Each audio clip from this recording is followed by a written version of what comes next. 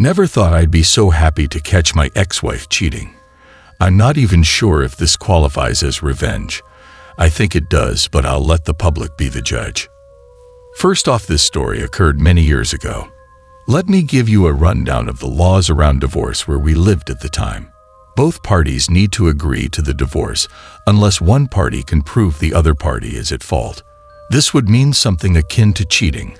There are also other reasons, but cheating falls into this. Now, I honestly shouldn't have married my ex-wife, but I was young, dumb, full of cum. She was pretty and I did what I did. So after our first year of marriage, I came to the conclusion I wanted to end our marriage. It wasn't working out for many reasons. However, my ex-wife did not want to divorce. Her life was better being married to me than without me, and I think she was trying to hold on to that. But there was no love. My ex-wife set a price of $100,000 to agree to a divorce. This does happen here, where if one party wants a divorce and the other doesn't, the party that doesn't want the divorce comes up with a cash payment they want, and you negotiate from there. Now, I didn't have $100,000. I could get about $25,000, and I was willing to pay that. Also, we had no kids. We didn't own anything together, etc. We spent a long time going back and forth over money and how much I'd pay her to divorce me. She finally agreed. I was thrilled. I was so happy. I decided I would go out and celebrate, and that night the stars aligned. Now, to give you an idea of utterly lucky I am about to get, we lived in a city about the size of Chicago, many millions of people, lots of places to go. My friend took me to a new bar in a part of the city I had never been to before. We celebrated. We had a good time. I walk out the bar around 2:30 a.m., and it was like fucking Christmas. There was my wife. With another man. I had a hunch she was cheating on me, and I was so happy. She was heading for a taxi, and I ran and got into a taxi behind her and told the cab driver to follow them. Much to my enjoyment, the taxi was clearly going to my house. She gets out. I pull out the camera, and I get a few pictures of kissing this man. Once I get the photos, I immediately email them to my work account to protect them, and I get out the car, and I approach the two lovebirds. I introduce myself. I thank the kind gentleman, and I make one request. If they want to have sex, don't have sex in my house, but that's all. I then hand her lover my business card. I thank him for all the money he saved me, and tell him if he ever wants to go grab a beer, I'd be happy to buy him a few rounds. I then wish the two lovebirds all the best and go upstairs and head to bed. To say my ex-wife was livid was understatement. However, the next morning she pointed out something, and I have no idea how strong her agreement could be in a courtroom, but it did concern me. She said since we already agreed to divorce, it wasn't really cheating, and I would still have to pay her. Well, that afternoon I get a phone call. It's my ex-wife boyfriend. He apologized for sleeping with my ex-wife. I told him no worries. He then said he'd like to talk to me.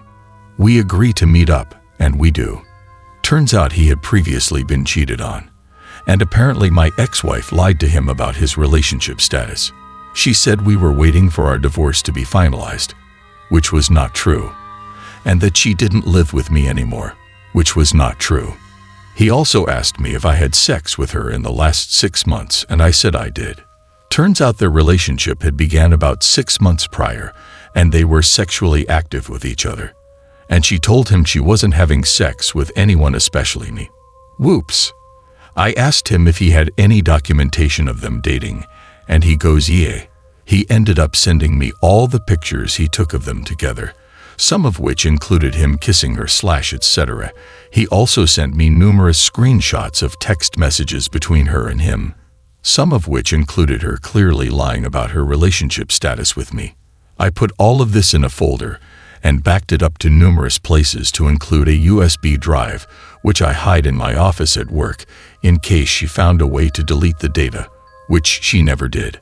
I then went to my ex-wife, and I had a sit down with her. I went over the mountain of evidence I had against her. Option A. She agreed to a non-contested divorce. I will give her 30 days to move out. She gets nothing from me, and I get nothing from her. Option B. I get a lawyer and I sue the living crap out of her, get a massive judgment against, still get my divorce, and saddle her with a ton of debt for the rest of her life.